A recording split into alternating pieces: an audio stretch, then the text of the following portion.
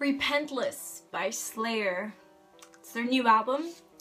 It was released this month, September the 5th. Wait, sorry, no, 11th, sorry. And yes, 9/11, I suppose. Yep. Pretty controversial, isn't it? Well, let me tell you about their album cover as well. It features Jesus Christ with his spiky thorn crown, kind of like rolling his eyes, and pissed off a lot of Christians apparently. Well, I'm not surprised. It's Jesus Christ on a thrash heavy metal album cover, and pictured in a way that it's kind of morbid and gruesome. But props to Slayer, because Slayer's pretty morbid, which makes him kind of cool. Anyways, also the date kind of pisses people off, I guess, because, you know, who would release an album, a heavy metal thrash album featuring a picture of Jesus Christ at the cover in a morbid manner, on the day when a tragic thing such as the 9/11 attacks happened. So I guess that kind of pisses people off. Background information on the album. It's the first album released ever since Jeff Hanneman's death in 2013. The album the album features guitarist Gary Holt from Exodus and Paul Bostaph on the drums. They were with Slayer in 2001 on the album, I think it was God Hates Us All.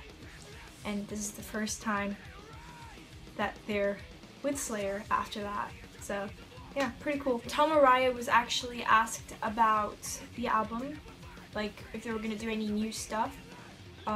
Meanwhile, Jeff Hanneman was alive, and then he kind of said, no, we're gonna wait until he recovers. And then, you know, he passed away. You know. Then after Jeff passing away, Tom Araya said that actually the band was kind of gonna start again after 30 years and kind of give a new sound. Music and lyrics.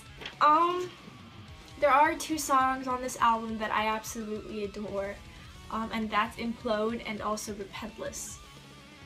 Repentless, it's what the album's called actually. It's a pretty epic song, to be honest. I think there's a music video that follows it, I'm not sure.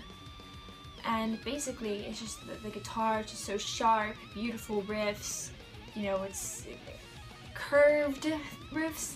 God, my instrumental depiction is not too good, but the guitar on it is just sick. And the drum just pumps you up, you know, that's what thrash is all about really. Guitar, drums, and of course the morbid vocals, I suppose. It's pretty epic. And Implode, I love that. Actually, I kind of love it more than Repentless. It's my favorite song on the album. Implode is actually a song about the end of the world. And it's pretty relevant to what's going on in the world right now, you know, with a lot of issues, and, you know, especially religious issues, kind of barricading people against each other and thinking that they're better than each other when pretty much all of us human beings suck. But there's one line in the song that I really admire. He says something like blah blah, but anyways, God hates us all. And I just admire that line, because yes, okay, you can take it into like, God is so holy, he doesn't hate us, but to be honest, what's going on with the world and how stupid the world is nowadays, I wouldn't be surprised if God hates us all. So, you know, there's that kind of logic, I suppose, featured in that song, which I really like. And the instrumentals, again, are just on top, and they're just great. And there's also the song Chasing Death. I just wanted to point it out. Carrie King was saying that it's actually about being an alcoholic and how alcoholics are chasing death. That's pretty wise, I suppose. It's a pretty well put song. It's well structured as well, and I like it, yeah. There's songs on the album that Jeff Hanneman left unfinished, and the band kind of picked up and finished it. And I'm not sure which ones, but I know for sure and certain that Piano Wire is one of them. Sorry, I was double checking. Yeah, it is Piano Wire. Piano Wire is one of the songs that Jeff Hanneman unfortunately left unfinished and the band finished for him. The reviews are kind of mixed for this album. I would personally give them a 9 out of 10 because I think it's a pretty good album. It has really fresh sounds and just Slayer are just doing great. But some people, and I like to check out, you know, different critics and different reviews on things so I can kind of collect my ideas.